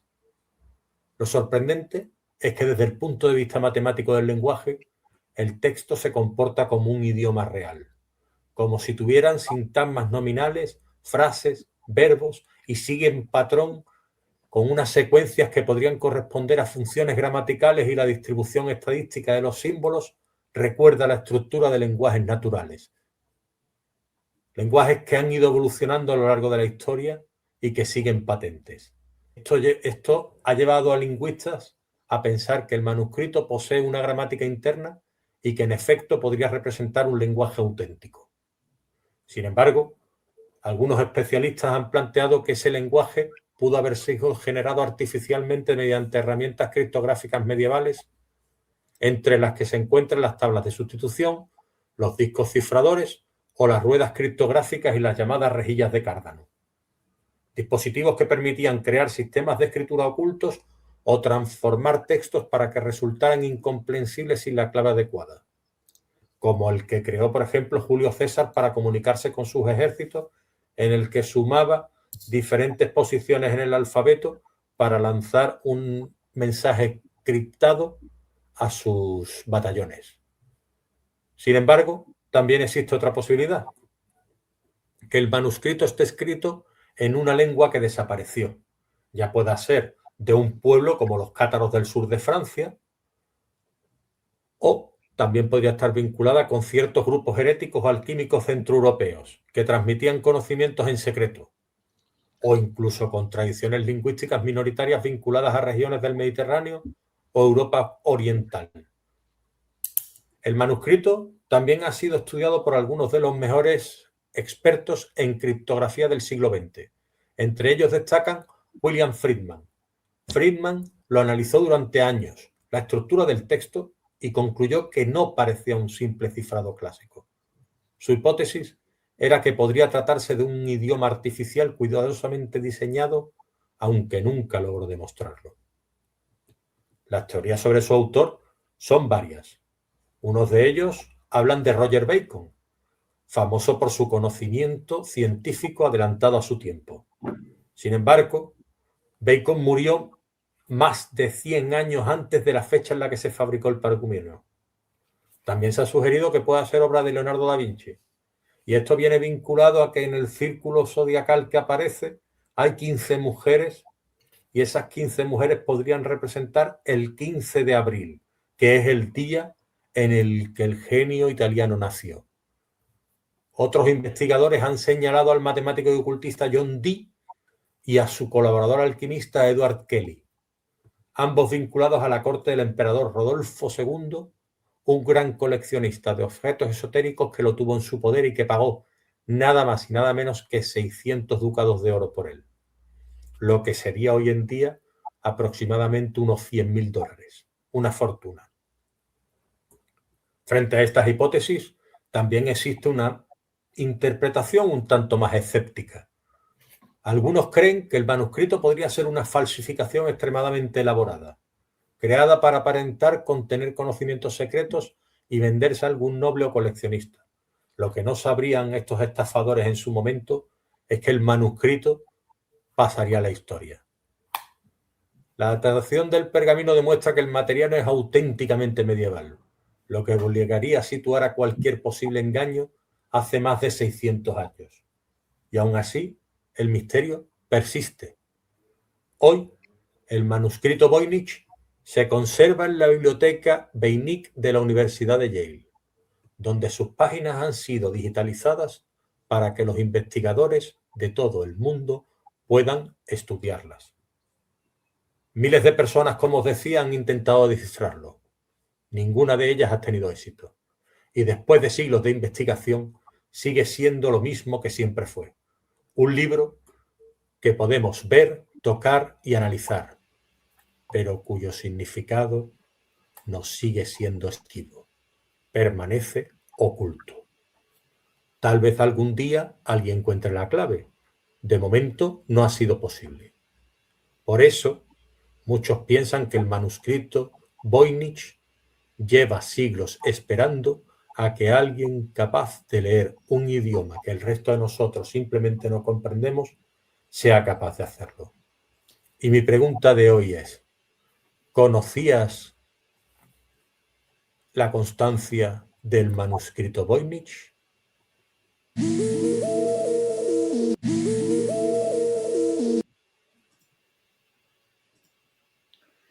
¡Wow! Escalofríos en el estudio, ¿eh? ¡Qué pasada! Víctor, Impresionante. ¿conocía el manuscrito? De oídas, pero se han contado muchos detalles que no, que reconozco que muchos detalles realmente me han sorprendido muchísimo, pero de oídas sí que lo había comentado, o sea, lo había oído y tal, y el hecho de que estaba aquí, que me queda cerquito Lleida, sí que de nombre lo conocía que existía, pero la historia que había detrás me ha sorprendido. Impresionante. ¿Compañero? ¿Conocía? ¿Rebeca conocía la historia? No Es conocía la primera la vez que lo oigo. Wow. Susana también, supongo que también estamos todos igual. Hemos aprendido mucho, Leo, con tu sesión de hoy. Ni idea, yo no tenía ni idea. Gracias, Leonardo, por recordarnos que hay historias que nunca terminan de enterrarse de todo. Gracias. Pero volvamos al presente, a quitarnos esos calofríos de la piel, ¿no? A la creación que palpita ahora mismo. Toda buena historia necesita una pausa para ser digerida. Y en 10 minutos más, esa pausa tiene nombre propio, Juan Andrés. Su cápsula de opinión es el momento donde dejamos de ser lectores para convertirnos en observadores de nuestra propia vida a través de las letras. Juan Andrés, el ecosistema se silencia para escucharte. ¿Hacia dónde nos dirige la mirada hoy? Buenas tardes a todos, soy Juan Andrés Moya, autor de En el nombre del hijo. Bienvenido a la sección La mirada literaria. Hoy quiero compartir con vosotros una reflexión sobre un tema que debatimos con frecuencia los escritores y que suele polarizar muchísimo la conversación, y es el siguiente. los concursos literarios. Hay autores que se muestran completamente a favor de ello, otros se oponen tajantemente. Yo quiero contaros mi opinión al respecto, como alguien que participa con frecuencia y también como alguien que ha ganado muchos concursos. Por un lado, yo creo que los certámenes son eminentemente positivos, y lo son por varios motivos. Para empezar, cuando participas en un concurso te garantizas que un público lea tu obra. Escribir es un trabajo muy solitario, puedes pasarte meses, años, inmerso en tu historia sin compartirla con nadie. Al participar en un certamen, garantizas que haya un público, en este caso los miembros del jurado, que lean tu trabajo. Y yo creo que eso aporta sonoridad, que eso aporta una cierta relevancia y resonancia a tu trabajo, y creo que es fundamental. En segundo lugar, los concursos pueden motivarnos a escribir historias que de otro modo no habríamos jamás escrito.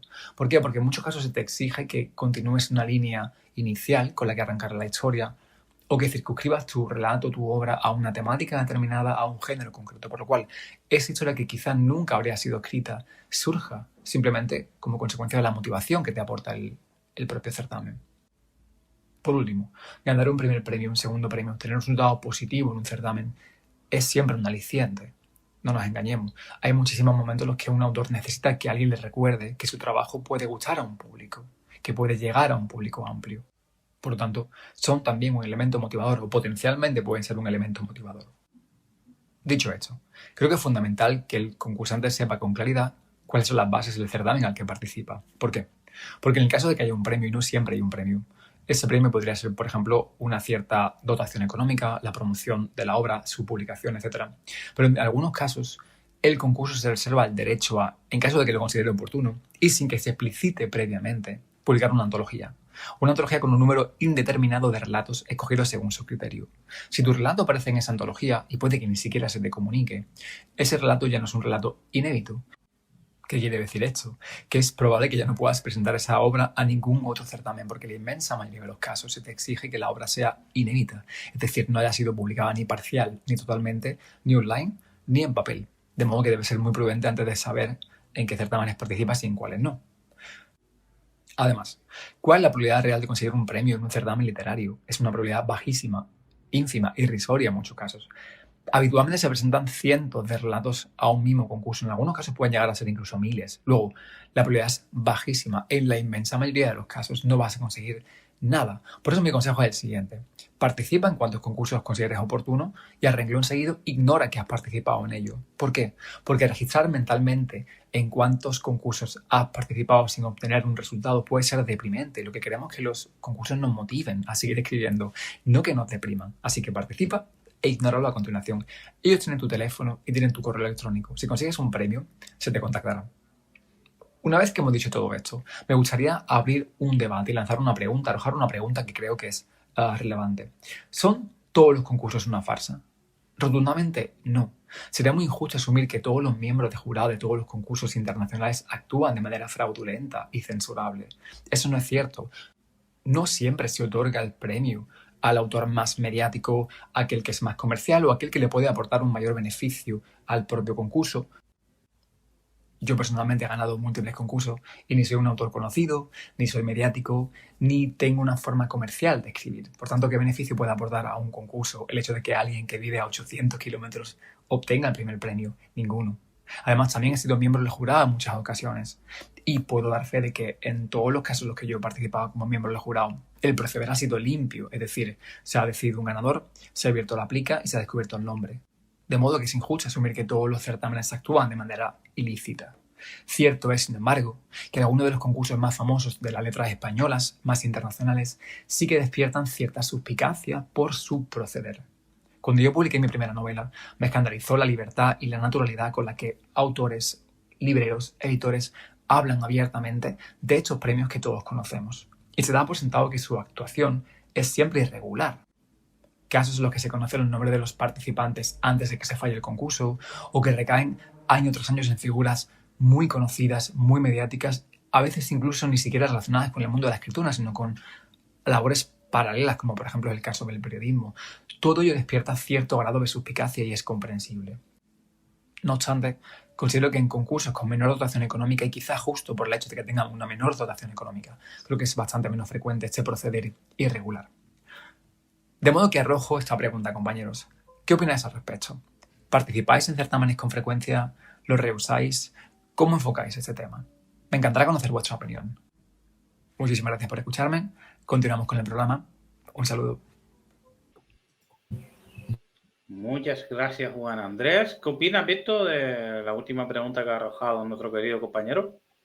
Sí, no, este es un tema muy, muy, muy interesante que da para un debate. Realmente se podría hacer un programa solo de esto, ¿eh?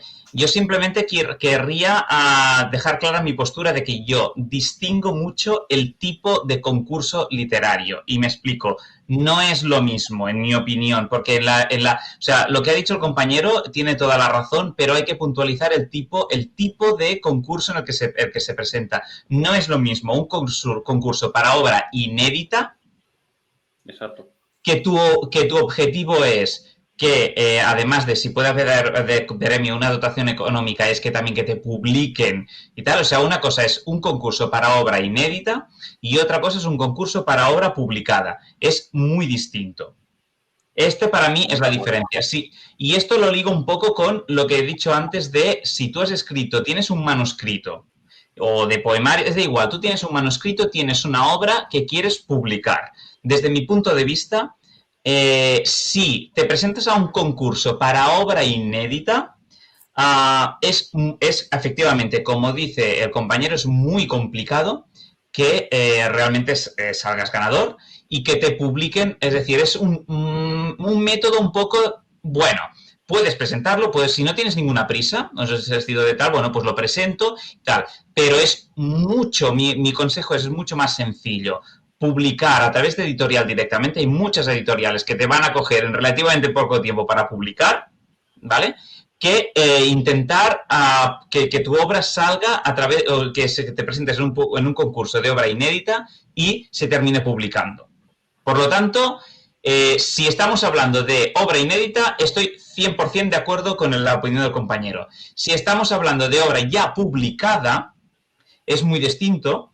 Y desde mi punto de vista, sí, que tú ya has publicado. Tú ya tienes tu novela publicada, tu libro, etcétera y tal, y lo presentas en un concurso literario para obra ya publicada. Entonces es totalmente distinto. Tú lo presentas con otro tipo de expectativa, ¿vale? Porque entonces lo que vas a ganar es muchísimo más reconocimiento, pero no la esperanza de que te publiquen. Es que esto es muy diferente. Por lo tanto, ahí abro el debate y simplemente mi aportación es esta. Distinguir, por favor, entre el tipo de concurso que sea. Si es para obra inédita o para obra publicada. Y a partir de aquí entramos en debate. Pero creo que esto hay que puntualizarlo y no estoy de acuerdo en generalizar un poquito el tipo de discurso de todos los concursos. No es lo mismo. Pero sí que estoy de acuerdo en general con la aportación del compañero. No, estoy muy de acuerdo contigo. Ahora pasamos a la siguiente sesión de Proyecto Creativo. La literatura es una fragua que nunca descansa. Y Rebeca, bienvenida al ecosistema una semana más. Queremos asomarnos a tu taller para entender cómo se construye una obra desde los cimientos. Cuéntanos, ¿va el fuego a la temperatura adecuada o te has encontrado con algún muro de hielo de forma de bloqueo? Rebeca, estamos impacientes. ¿En qué página nos encontramos hoy? Bueno, vamos a empezar el episodio de Proyecto Literario. Y este episodio se llama El cuerpo que escribe. Este espacio se llama Proyecto Literario. Aquí no hablamos de cómo escribir, sino de cómo se vive escribir. Yo no vengo a enseñar, solo vengo a acompañarte mientras escribes. Hablamos de lo que pasa dentro del cuerpo cuando una historia empieza a moverse. Porque muchas veces pensamos que la tensión de una novela de misterio e intriga ocurre en la página, pero en realidad ocurre antes. Ocurre aquí, en el cuerpo. Antes de entender una escena, algo en nosotros se tensa. Solo escuchen. Imaginen que están caminando por una calle tranquila de noche. Todo está en silencio. Y de pronto se escucha un grito en la distancia. No saben de dónde viene, solo saben que algo acaba de pasar. ¿Qué cambió en su cuerpo en ese momento? Ese pequeño cambio que se siente en el cuerpo cuando escuchas el grito, esa es la tensión. La tensión de las hormonas de la adrenalina trabajando en tu cuerpo por lo impresionado que quedaste con lo que está ocurriendo. Y eso es muy parecido a lo que ocurre cuando una historia empieza a tensarse. La intriga primero se siente y después se escribe. Hoy quiero traer un fragmento de la novela de misterio de Víctor Centelles que se llama Unos ojos verdes sin vida. Y es un momento muy pequeño de la historia, Víctor, no voy a hacer spoiler. Pero es un momento que me impresionó muchísimo, donde la tensión empieza a aparecer en el cuerpo del personaje. El fragmento es el siguiente. 5 minutos después, la joven se levantó, se dirigió a la barra para pagar y luego fue al baño.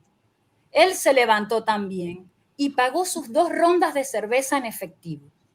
Acto seguido, se dirigió a los servicios. Se encontró con un estrecho y largo pasillo oscuro que llevaba a los baños. Al final, había una única puerta. Vio que la zona de grifería para lavarse las manos era única y compartida. A mano derecha estaba el baño de hombres y a mano izquierda el de mujeres. Comprobó que el de hombres no había nadie. Y entonces se puso unos guantes que llevaba en su gruesa chaqueta y sacó una navaja de uno de los bolsillos. Y aguardó. Y al cabo de unos segundos escuchó cómo tiraban de la cadena en el baño de señoras. Y se tensó. A mí me interesa mucho esa frase, Víctor, porque en ese momento la historia deja de estar sola en la acción y pasa al cuerpo. Ya no es solamente está en la hoja, sino que pasa al cuerpo directamente. Y esto me hizo pensar, lo tengo acá presente, el libro de mi compañero Leo, que se llama Mi experiencia como escritor, ¿ok? En este libro, Leo habla sobre la reflexión de la identidad de una obra. Leo dice que para que una obra destaque, necesita ciertos elementos cuidados con esmero. Leo cita a Bukowski y recuerda algo muy potente. La literatura debe nacer del impulso visceral, salir de las tripas para él. Todo lo escrito solo para agradar o perseguir reconocimiento carece de vida. La autenticidad de una obra aparece cuando el escritor se atreve a plasmar la atención y la verdad interior que lo corroe. Y Leo termina diciendo algo que me parece muy honesto. Así lo decía el viejo Charles, uno de los grandes de la literatura contemporánea. No temas incomodar al lector. Escuchen bien, escritores que nos están escuchando, porque esa puede ser la clave de tu éxito como narrador. Y pensando en esto que nos deja nuestro querido Leo, que está acá presente, hay un momento muy interesante en la escena que acabamos de escuchar. Una frase, se tensó. Y quiero preguntarte, Víctor, ¿cómo trabajas ese tipo de tensión en tus personajes? ¿Piensas primero en lo que sienten en el cuerpo o describir la acción? ¿Cómo es este proceso cuando estás escribiendo por lo menos esta escena? Vale. Muy, muy potente, todo. En mi caso, concretamente, lo voy a ligar con una frase que, bueno, con una explicación que he dicho antes, y es que yo soy un gran fan del cine. Entonces voy a reconocer que yo cuando he escrito mi novela, la he escrito visualizando como si fuese, pues, o sea, yo cada vez que escribía cualquier escena la visualizaba. Entonces veía esto, veía al personaje, en esta escena que has descrito, veía al personaje que está acechando a una chica, es un asesino, no lo digo más, está acechando a una chica y que se dirige al baño, ¿vale? Entonces yo visualizo el largo pasillo, visualizo que llega a la puerta del baño, que es solitario, que no hay nadie en este momento. Entonces en el baño de chicos no hay nadie, y visualizo que entonces sabe que está totalmente solo, comprueba que no hay nadie, no hay testigos. Entonces se pone los guantes, como bien dices, saca la navaja y está en espera de que salga la chica. Todo esto lo estoy visualizando. No hay imágenes, ¿eh? O sea, yo ahora no sé si vosotros también lo estabais visualizando, pero no existe imagen porque no hay película, ¿eh? Es una novela. Entonces, pero yo lo he vivido así. Entonces, yo me imagino la persona que está con la navaja esperando que salga la chica y cuando escucha que tira de la cadena, sabe que en cuestión de segundos va a salir. Entonces, se tensa. Esto es lo que yo lo visualizo como una imagen de una película, a raíz de ser también muy cinéfilo. ¿Vale? Entonces, esta escena, como cualquier otra, si describo rasgos físicos, sensaciones, movimientos y tal, es porque lo visualizo como si fuese una escena de una película. Y entiendo que el personaje no se puede quedar impasible a estira de la cadena. No, estira de la cadena, por lo tanto va a salir. En cualquier momento quiere decir voy a entrar en acción ya y se tensa, se pone en guardia, se pone en tensión. Y es por eso que se tensa y lo describo de esto y el resto de cómo termina la escena. Pero el motivo es por esto, porque yo lo visualizo como si fuese una película. Wow, qué bien, Víctor, lo que nos estás diciendo. Y por eso quiero abrir a mis compañeros y hacerles una pregunta. ¿Ustedes creen que cuando una historia genera tensión, primero, la sentimos en el cuerpo antes de entenderla? Porque quizás ahí está parte del misterio. No, Ray. estoy de acuerdo. La sentimos, ¿no? En nosotros mismos, nuestras propias emociones, ¿no? Es que ese escalofrío interior que lo podemos transmitir hacia el lector, creo que es el mejor mensaje que podemos transmitir, pienso yo, bajo mi punto de vista. Las mejores emociones de uno guardadas, ¿no? Yo me ha pasado eso, ¿no? A veces, ¿no?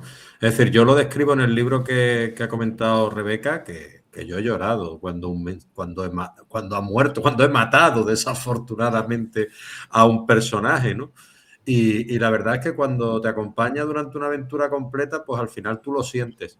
Y cuando ese pellizco te llega al estómago, a la garganta y te atenaza de alguna manera y tú eres capaz de plasmarlo en el papel y lo sientes ese malestar, yo creo que lo trasladas al lector y el lector lo siente también, porque al fin y al cabo ese es el canal que tenemos que mantener y que nunca jamás se puede tensar esa cuerda, pero que no se rompa. Y si tú eres capaz de conectar con el lector o la lectora de ese modo, yo creo, y de transmitirle tus emociones, al final creo que ahí está el triunfo, en la empatía y en el abrazarse el uno al otro. También pienso de la misma forma, Lea. Susana, ¿tú cómo piensas?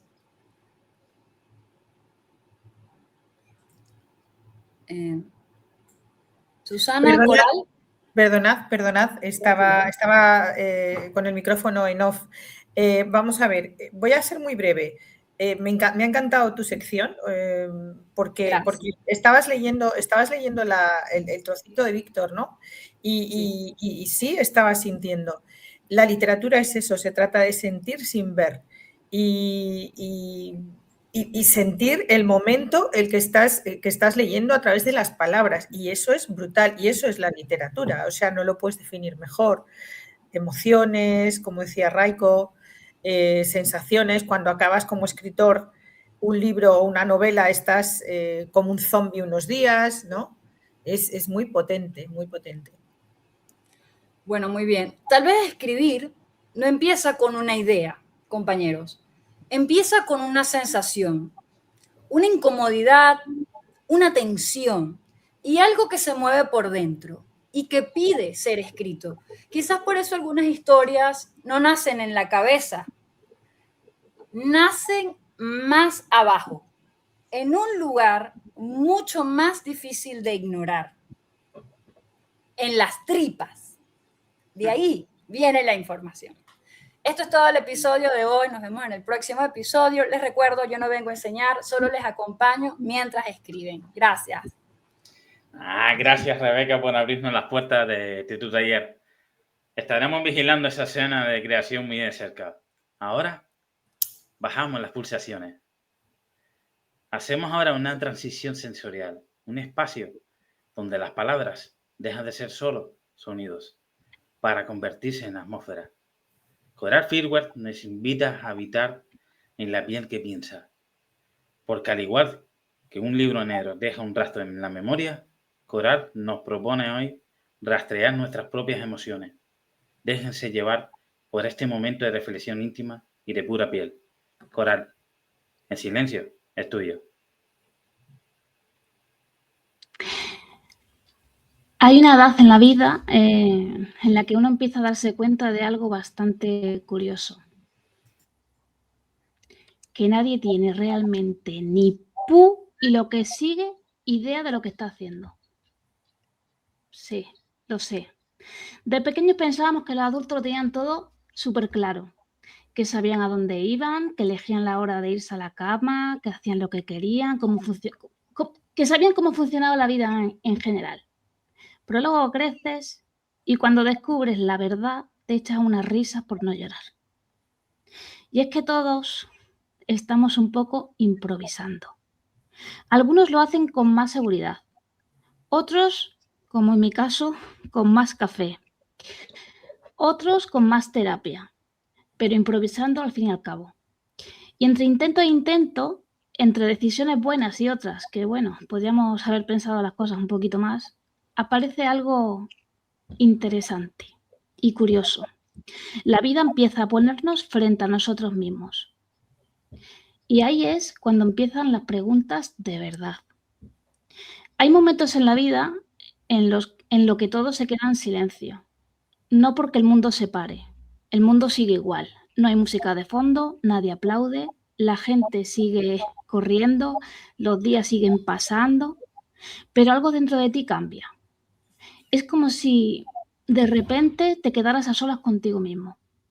Al principio no sabes muy bien qué hacer con eso, porque durante mucho tiempo hemos vivido hacia afuera, mirando hacia afuera, intentando encajar, intentando cumplir, intentando ser lo que otros esperaban, hasta que llega un punto en el que ya no puedes seguir fingiendo y ya no hay risas. Porque ya no eres la misma persona que eras hace unos años. Y lo curioso de todo esto es que tampoco eres todavía la persona que imaginaste que llegarías a ser. Estás en todo el medio. Un lugar extraño donde a veces da miedo mirar hacia atrás, porque sí, porque a veces reconoces todo lo que has superado cuando miras hacia atrás y otra te das cuenta de que hay cosas ahí guardaditas, heridas que siguen ahí abiertas y tú esperas a que se vayan solas, a que se olviden. Y cuando miras hacia adelante te preguntas si realmente estás caminando hacia la vida que quieres tener o se asemeja a lo que tú quieres. Y sin avisar aparece ese silencio. Ese silencio tan necesario que es lo único que tenemos para poder escucharte de verdad. Porque vivimos con muchísimo ruido. Opiniones que ni siquiera pedimos. Expectativas que otros nos colocan encima como si vinieran con fecha de entrega. Historias que alguien decidió escribir sobre nosotros. Y lo peor de todo es que muchas veces acabamos actuando dentro de ese guión y es que no nos damos ni cuenta. Y joder, es agotador. Porque sin darte cuenta empiezas a interpretar un papel que ya ni sabes si es tuyo, te lo han colocado o lo has cogido para ir prestado.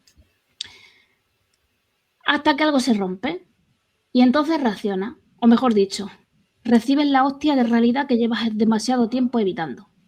Una relación que se termina, un sueño que se cae, una etapa que deja de tener sentido y es ahí cuando te quedas frente a ti mismo, sin excusas, sin personajes, solo tú. Y al principio da un vértigo que flipas. Porque no sabemos muy bien quiénes somos cuando dejamos de intentar ser lo que el mundo esperaba de nosotros. Pero poco a poco algo empieza a cambiar. Cuando decides por fin escucharte, cuando empiezas a reconocer lo que te hace bien y lo que te apaga. Porque el cuerpo tiene una manera muy curiosa de avisar. El cuerpo se relaja cuando estás donde debes estar y se tensa cuando te alejas de ti. Es como una brújula silenciosa, una que no habla con palabras, pero sí con sensaciones. Una calma extraña que aparece cuando algo encaja, con esa electricidad suave que atraviesa el pecho cuando una conversación te toca de verdad. Con ese instante íntimo en el que miras a alguien y sientes que por un segundo el mundo se queda fuera.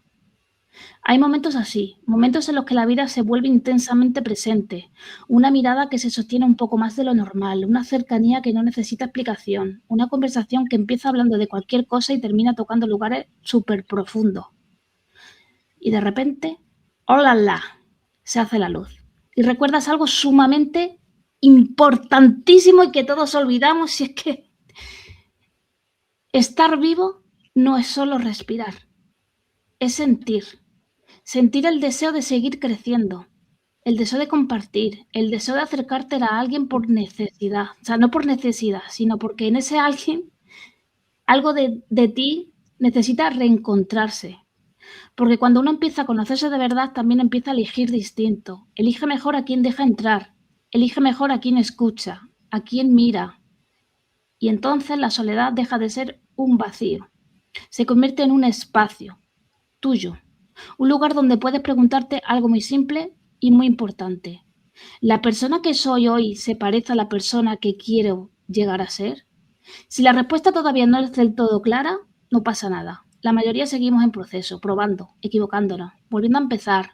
De vez en cuando teniendo pequeños momentos de lucidez en los que pensamos, vale, creo que ahora empiezo a entender algo. Porque al final la vida no es una línea recta, es más bien un camino lleno de curvas, algún que otro tropiezo elegante y bastantes decisiones improvisadas. Pero quizá no se trata de hacerlo perfecto. Quizá se trata de algo mucho más valiente, de seguir caminando, de seguir sintiendo, de seguir preguntándonos cada cierto tiempo si el camino que estamos recorriendo se parece al que realmente queremos vivir. Y eso pasa con los libros. Cada vez que leo un libro y lo cierro, me hago miles de preguntas. Me pasa con el proceso de escritura, me pasa con todo y de todo.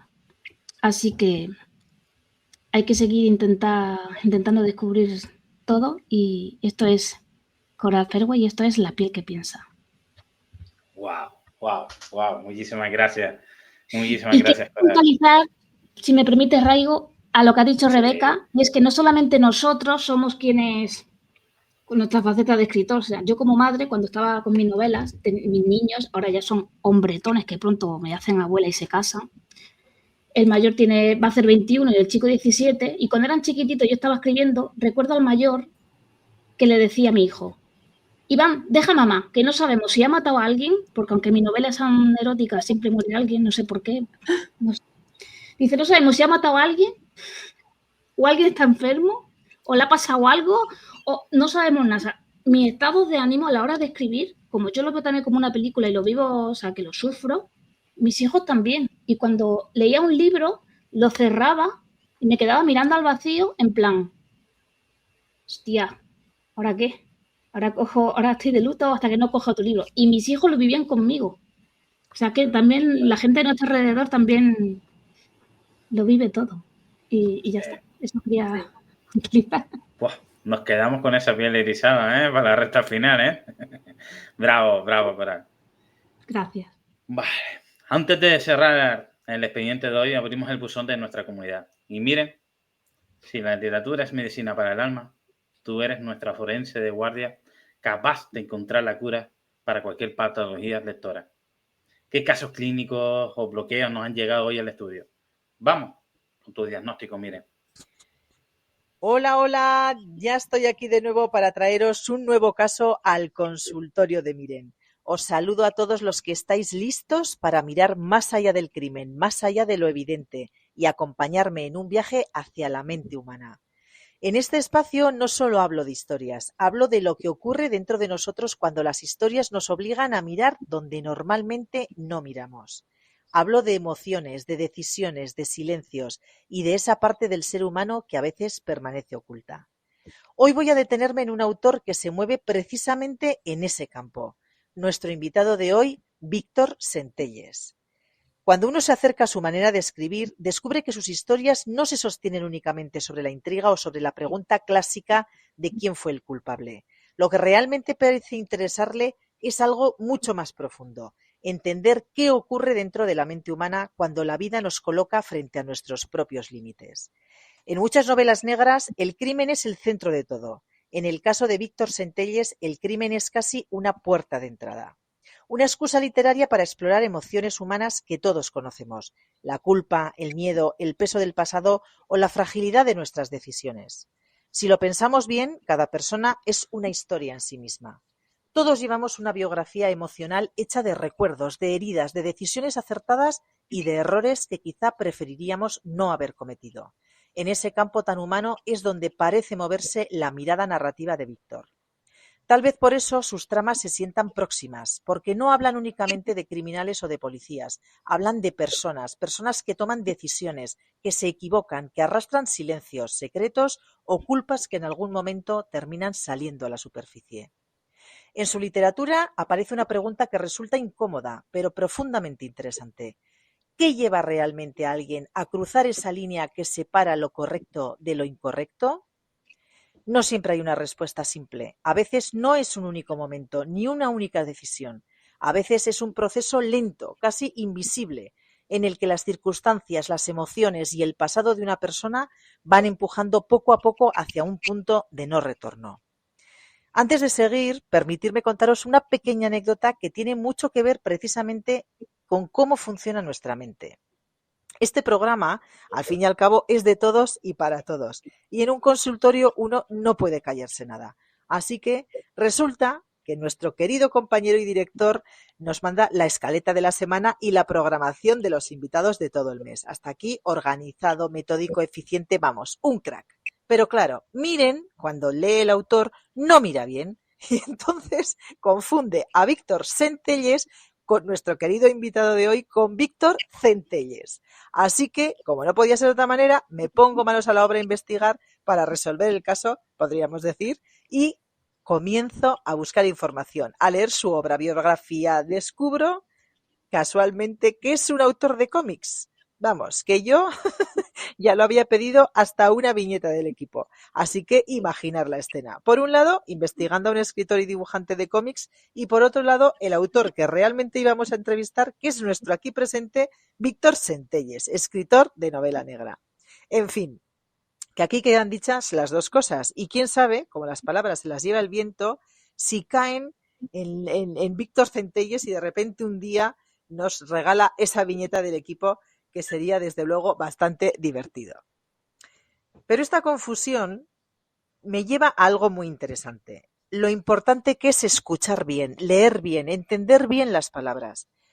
Porque a veces una sola letra puede cambiar completamente el significado de una palabra o incluso de una historia entera. Y eso, curiosamente, me devuelve al punto en el que hablaba antes. A la mente humana. La mente humana es compleja, fascinante y en ocasiones imprevisible.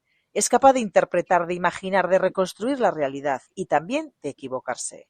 A lo mejor por eso las historias de suspense nos atraen tanto, porque nos obligan a cuestionar lo que queremos saber, nos obligan a mirar más despacio, a escuchar mejor, a preguntarnos qué hay detrás de cada gesto, de cada silencio, de cada decisión. En ese sentido, la novela negra contemporánea no solo habla de crímenes o de culpables, nos habla de la complejidad del ser humano, de esas zonas intermedias donde conviven nuestras luces y nuestras sombras. Y ahí es donde la literatura de Víctor Centelles encuentra su espacio, en ese lugar donde la intriga se mezcla con la psicología y donde una investigación termina siendo también una exploración de la naturaleza humana. Al final, más allá de las pistas, de los interrogatorios o de las investigaciones, lo que permanece en una pregunta silenciosa: ¿hasta qué punto nuestras decisiones, nuestras heridas y nuestros secretos terminan construyendo quiénes somos? Mientras cierro este consultorio, queda flotando en el aire una última reflexión. La mente humana es tan poderosa que es capaz de crear, pero también de destruir. Por eso las historias siguen fascinándonos tanto, porque en el fondo nos hablan no solo de misterio, sino de nosotros. Ahora sí, dejamos el consultorio recogido, pero no cerrado. Sigue abierto el buzón de preguntas para todo lo que os inquieta, lo que queráis preguntar o compartir, y ya sabéis dónde encontrarnos, porque la intriga nunca descansa y el misterio tampoco. Gracias siempre, queridos compañeros, queridos oyentes, admirado Víctor, abrazos miles y sonrisas infinitas. Hasta el próximo caso. Wow, gracias. Miren, ¿qué te ha parecido, Víctor? No. Creo que he acertado mucho. La verdad es que estoy, bastante impresionado. No, pero es que voy a decir un poco y ligado con lo que decía antes. Sé que realmente cuando antes he contado la anécdota de la escena difícil de matar a la protagonista, ¿no? Porque la conocemos bastante, vale, perfecto. Pero es que en esta novela conocemos a muchos otros personajes. Entonces, no es simplemente, porque esto es lo que os suele ocurrir a veces en otras novelas de misterio, de que hay muchos sospechosos porque han tenido la oportunidad de cometer el crimen, ¿no? Pues porque estaban en ese momento por la zona, etcétera y tal. Una cosa es la oportunidad, perfecto.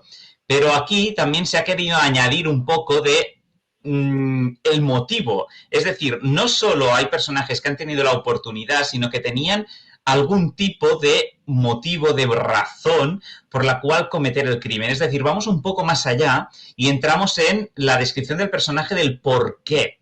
Del por qué ha cometido el crimen o podía haberlo cometido, porque igual es inocente, pero podía haberlo hecho, ¿no? O sea, ir un poquito más allá en este sentido de sin entrar tampoco en muchas descripciones y temas secundarias, insisto, veo bastante al grano, pero planteo la situación de modo de que no solo hay la ocasión, sino el motivo por el cual se ha podido cometer el crimen. Entonces es por eso de que se entra bastante en la mente de varios personajes, no solo del que al final se descubre que es el o la culpable, sino un poquito de todos.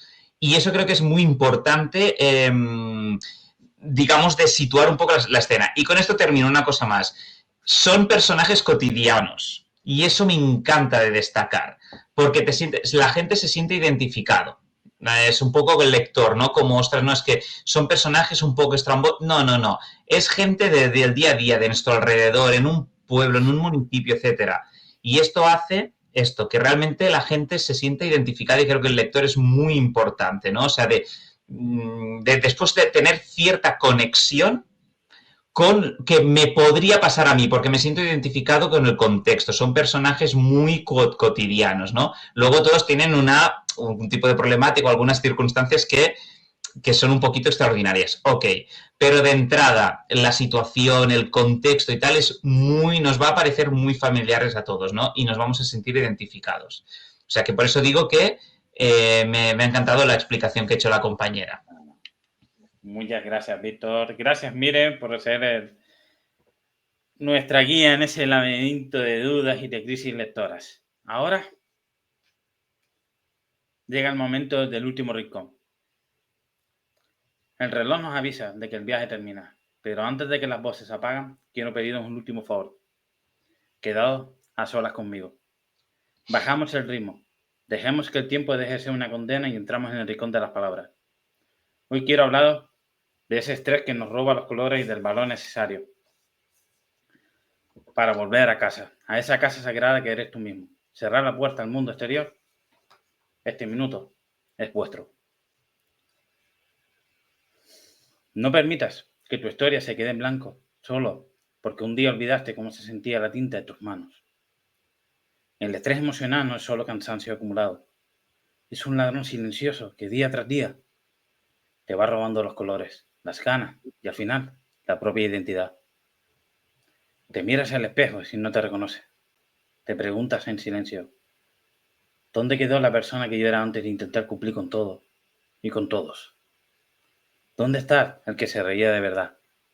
El que tenía historia que contar sin el peso juicio ajeno. Sentir que te has vuelto un extraño para ti mismo es, quizás, la soledad más amarga de todas las soledades. Pero hoy, en este rincón, quiero recordarte algo vital. A pesar de todo el ruido, te tienes a ti.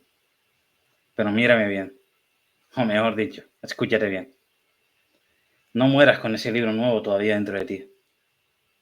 No dejes que las palabras que solo tú puedes escribir se pierdan por haber olvidado el sonido de tu propia voz. Incluso cuando creas que ya no queda nada bajo los escombros del día a día, ahí estás tú, debajo de esa fatiga que te nubla la vista. Sigue latiendo tu esencia intacta. Esa identidad que te crees perdida no se ha ido a ninguna parte.